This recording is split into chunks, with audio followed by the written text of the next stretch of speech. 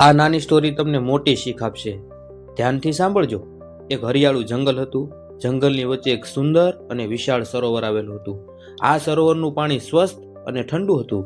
તેમાં ઘણી માછલીઓ, ડેટકાઓ અને કરચલાઓ આનંદથી રહેતા હતા. સરોવર કિનારે એક બગલો પણ રહેતો હતો. શરૂઆતમાં બગલો મહેનત કરી પકડી અને માછલીઓ પકડીને પોતાનું ગુજરાન ચલાવતો હતો. સમય પસાર થતો ગયો અને બગલો વૃદ્ધ થવા લાગ્યો. હવે તે પહેલા જેટલો ઝડપી નહોતો રહ્યો. માછલીઓ પકડવી તેના માટે મુશ્કેલ બની ગઈ હતી. ભૂખથી પરેશાન બગલાએ એક ચાલાકી ભરેલી યોજના બનાવી. એક દિવસ બગલો સરોવર કિનારે આવ્યો અને ઊભો રહી અને દુઃખી ચહેરો બનાવી અને રડવા લાગ્યો.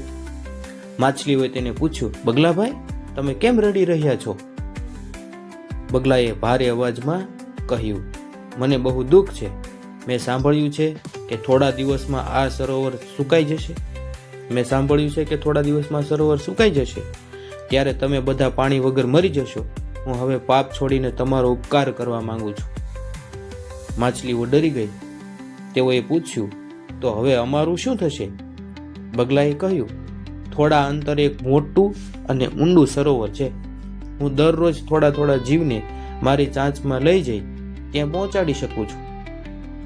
માછલીઓએ વિશ્વાસ રાખ્યો. બીજા દિવસે બગલો એક મોટી માછલીને લઈ ગયો, પરંતુ તે તેને નવા સરોવરને બદલે એક એકાંત પથ્થર પર લઈ ગયો અને ખાઈ ગયો. આ રીતે રોજ એક માછલી લઈ જઈ અને તે તેમને ખાઈ જતો રહ્યો. ધીમે ધીમે સરોવર ખાલી થવા લાગ્યું. એક સમજદાર કરચલો આ બધું જોઈ રહ્યો હતો. તેણે બગલાને વાતોમાં શંકા આવી. બગલાને જોઈને એને શંકા થઈ. તેણે વિચાર્યું, જો બગલો સાચું બોલે છે તો પાછો કેમ નથી આવતો ખુશ કેમ પાછો આવતો નથી? એક દિવસ કરચલાએ કહ્યું, બગલાભાઈ, આજે મારો વારો છે. મને પણ નવા સરોવર સુધી લઈ જાઓ ને. બગલાને લાગ્યું કે કરચલો તો વધુ સ્વાદિષ્ટ ભોજન છે, તેથી તેણે તરત સ્વીકારી લીધું. કરચલાએ પોતાની છાંસમાં લઈને તેને ઉડી ગયો. થોડા દૂર પહોંચતા કરચલાએ નીચે નજર કરી. તેને પથ્થર પર માછલીઓના હાડકાં દેખાયા. બધું સમજી ગયો. તેણે તરત પોતાના મજબૂત સાપડા વડે પોતાના મુખ વડે બગલાના ગળું પકડી લીધું. બગલો ધીમે ધીમે પડવા લાગ્યો, પરંતુ હવે મોડું થઈ ગયું હતું.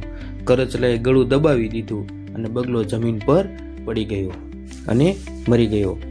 કરચલો સુરક્ષિત રીતે પાછો સરોવર પર આવ્યો અને બધી માછલીઓને સત્ય જણાવ્યું. સૌએ કરચલાની સમજદારીની પ્રશંસા કરી. ત્યારથી સરોવરમાં ફરી શાંતિ છવાઈ ગઈ.